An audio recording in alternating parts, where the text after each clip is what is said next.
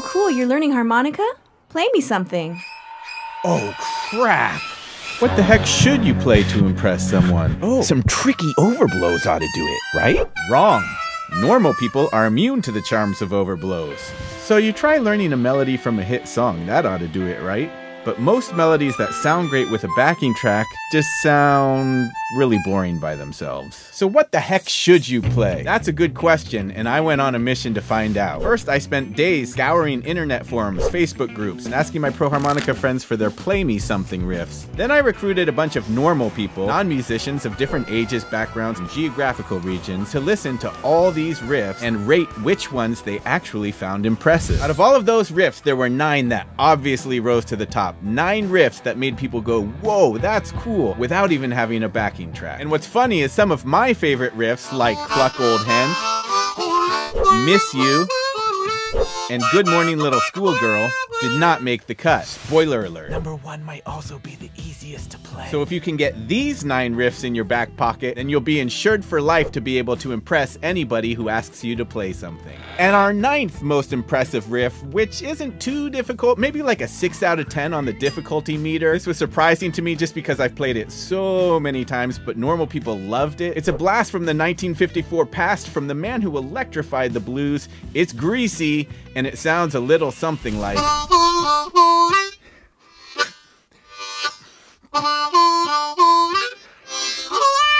This riff seems easy enough, but if you don't get this not so subtle detail right, it won't actually be impressive. You'll be disappointed in this video, not giving you results, you'll unsubscribe, and I'll be out on the streets. Sounds bad, right? Noob Luke just isn't getting deep enough on his draw to bend. The Bend It Better tool can help give you visual feedback when you're working on your bends to make sure that you're really getting all the way down there. Okay, there it is. And if you can't bend at all, you could even play this simpler riff, which is the super similar riff Manish Boy, another classic Muddy Waters tune, and people are still gonna be stoked and think you're amazing. But they'll think you're 1/9 even more amazing if you can play this, the 8th most impressive riff. Cause Hoochie Coochie Man is cool, man, but it's basically just 5 notes, and if you're looking for a more meaty entree to serve up to your listener, this next song has definitely got the goods. And that's why number 8 is gonna take more work. Song.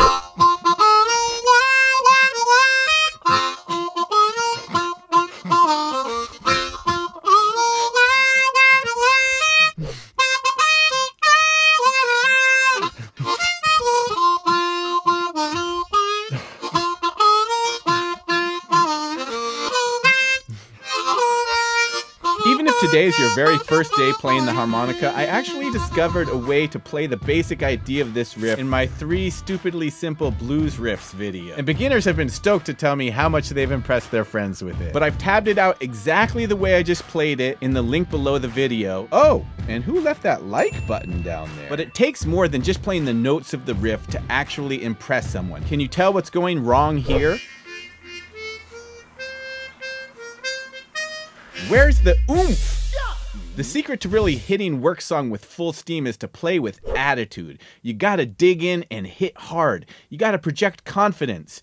You don't actually have to be confident, you just have to act confident. Now, Paul Butterfield could actually play anything quietly when he wanted to. It's actually good to practice like this because it puts more demand on your technique. Listen to Paul Butterfield talk about it in his masterclass. When you're playing the harmonica, it's a good idea not to play it very hard. Just play it very softly. But then when it comes time to perform, you've gotta just let her rip. Listen to the sax player David Sanborn, who shared the stage with him. And to be on stage with him, it was like a hurricane. The sound was ferocious. He just went for it. It was my introduction to the idea that it's better to reach for something and miss it than just to hold back and play it safe. So to fully impress someone, really, wake them the heck up and give each note some serious juice. Match the intensity of Paul Butterfield on the recording.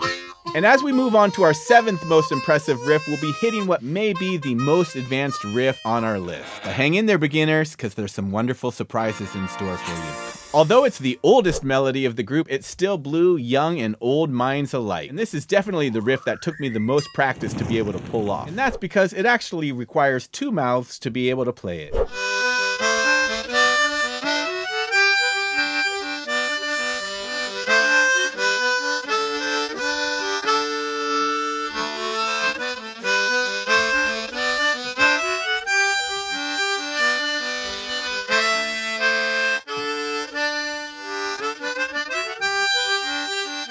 I told you it requires 2 mouths to play it. So how do you turn 1 mouth into 2? This is one of the magical superpowers of tongue blocking. When we are using our tongues to block notes on the harmonica, we can play notes to the right of the tongue and or to the left of the tongue, thereby turning 1 mouth into 2. If you're unfamiliar with tongue blocking, check out my tongue blocking for beginners video. But the first step with this is just to play the melody.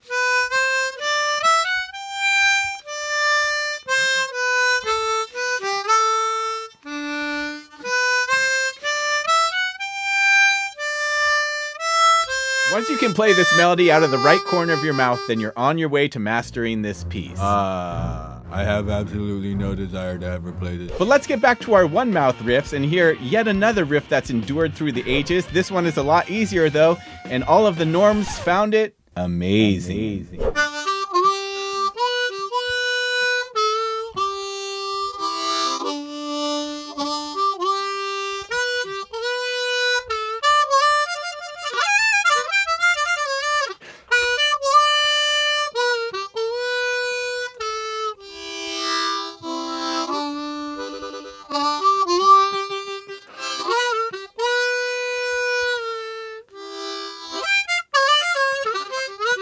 Amazing Grace, how sweet the sound when it's played in second position, which I just did because I like to bluesify it. But if you haven't mastered bending yet and you'd like to add this riff to your Play Me Something repertoire, let me let you in on a little secret. Check out my Amazing Grace video and skip about 5 minutes into level 2 where I teach how to play it in 12th position.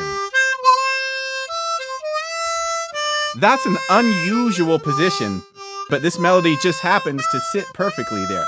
No bends required. You can play it expressively, and loads of beginners have commented over the last year and told me that they found that this is actually the easiest way to play it. And next up, the 5th most impressive Play Me Something riff, I Do Love Me Some.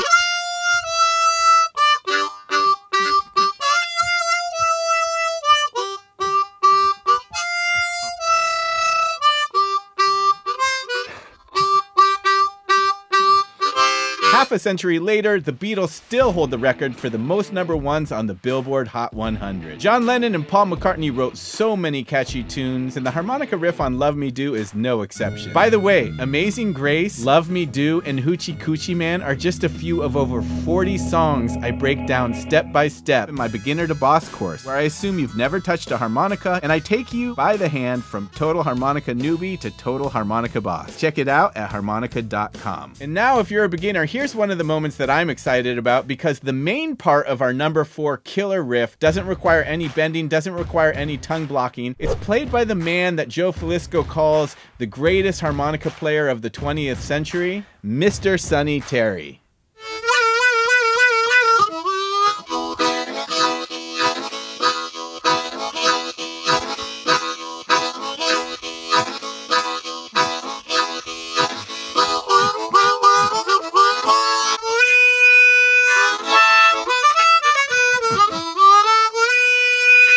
I bought this over a year ago, and I've been patiently waiting to unbox it for the day that I do a whole video dedicated to his styling. If you'd like to see that, please drop a comment below. Everything Sonny Terry did on the harmonica is totally unique, from hand pops to hootin' to his ice pick tone, his use of dirty notes, and of course, most importantly, his completely unique rhythmic chordal grooves.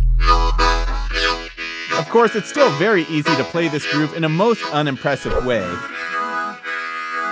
Just because a rank beginner can learn this groove doesn't mean one should expect to learn it overnight. So I'm going to talk you through 4 levels of learning and mastering Sonny Terry style chording. Level 1, just memorize the syllables. Ya, da, hu, he, ya, ti, ya, hu, do, Level 2, whisper these syllables using the right air direction.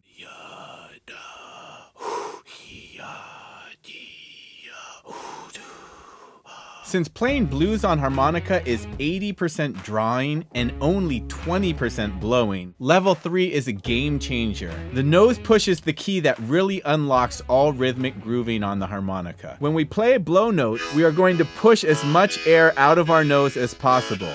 And then finally, what makes this really groove is level 4, emphasizing the backbeats. What even are backbeats? The accents on 2 and 4 are what are called the backbeat. 1, 2, 3, 4. And so in our harmonica groove, we would accent 1, 2, 3, 4, 1, 2, 3, 4. Let's see which riff took home the bronze medal in our Impress Me Olympics. It starts with the New Orleans vibe clave rhythm that I teach in my Chords for Beginners video.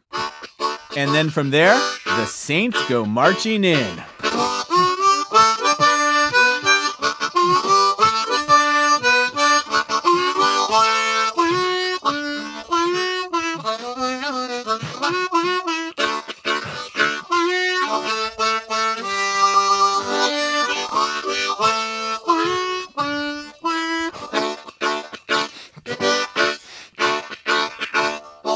This is one of my favorite songs of all time, and it's also taking home the bronze medal. I had to see if there's a way to pull it off with 0 bends for all you beginners out there. Tell me what you think.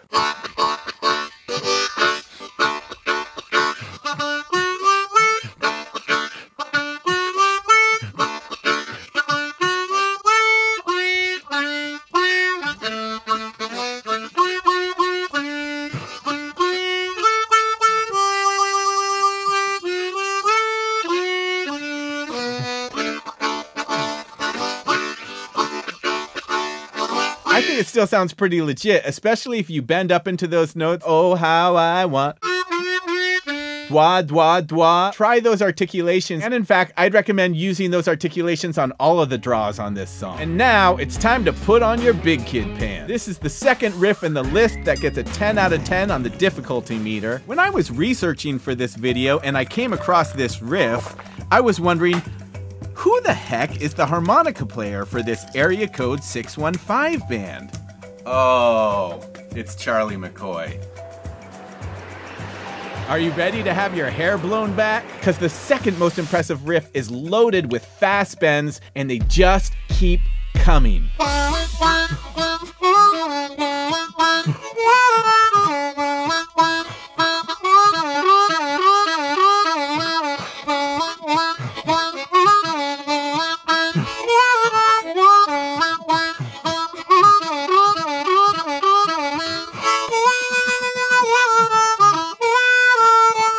Yes, this riff is the bee's knees, but by the power of not playing things very well, you could easily start this riff thinking your friend will be blown away, and somehow, by the end of it, they are falling asleep.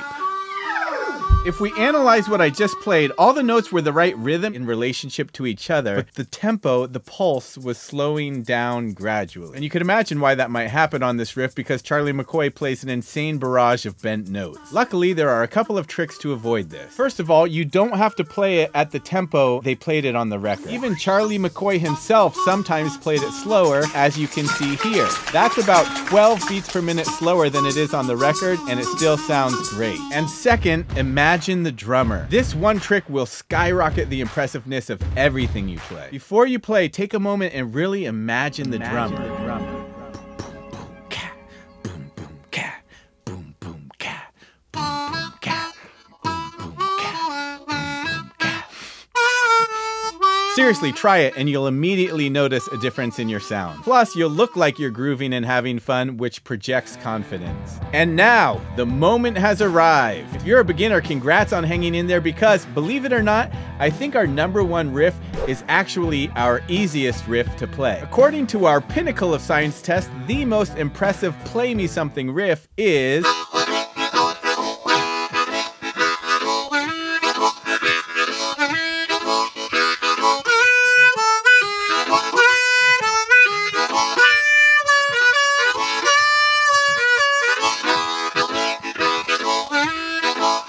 So this riff is inspired by Going Back South by Dr. Ross, the harmonica boss. I'm ashamed to say that somehow I managed to play harmonica for 3 decades without having become aware of Dr. Isaiah Ross. But as you can see in the 1965 footage behind me, this guy is the original one-man band. And I want to give a big shout out to Adam Gusso for teaching me this riff. So how do you make sure that it actually comes off as impressive? Same rules apply. Nail the confidence with solid rhythm, and nail the attitude by hitting hard. Now, the meat and potatoes of this groove is a variation of the shuffle I taught in my 5 Stupidly Simple Harmonica Grooves video. The shuffle simply goes like this.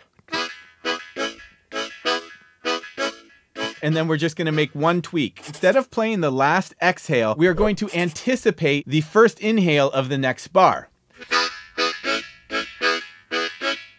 For the rest of the song, we're never going to play on the downbeat of 1. Instead, we are playing on the and of 4, which means we'll be starting that note earlier and holding it a hair longer. So it's 1, 2, 3, 4, 2, 3, 4.